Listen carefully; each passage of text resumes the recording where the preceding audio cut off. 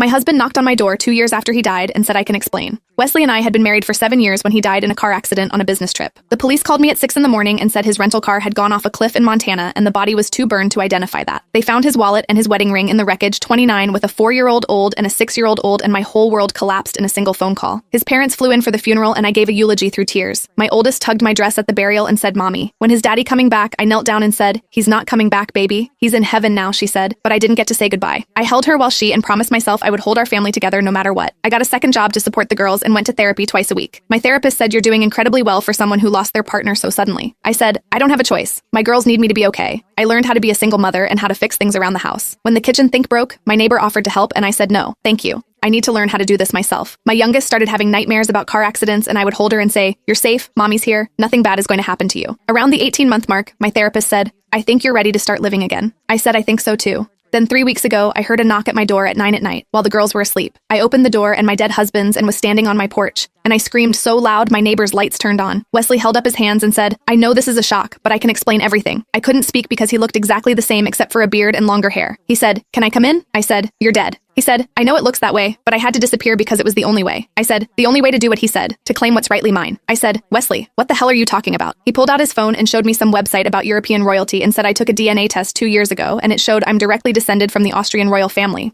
I'm a Habsburg, and I have a legitimate claim to restore titles and land. I stared at him and he kept going. He said I couldn't pursue it as a regular American with a family, so I had to shed my old identity. I staged the accident and went to Europe to prove my lineage. I said, "You let me think you were dead for 2 years because of a DNA test." He said, "It's not just a DNA test, it's my birthright, and I was meant for greatness, and I couldn't let a family hold me back from claiming my throne." I said, "Your throne, Austria, doesn't even have a monarchy anymore." He waved his hand and said, "That's a technicality because there's a movement to restore it, and when they do, I'll be in position." I started laughing and he frowned and said, "Why are you laughing?" I said, "Because you destroyed our entire family for a..." He said, "It's not a fantasy because I have the documents and the proof."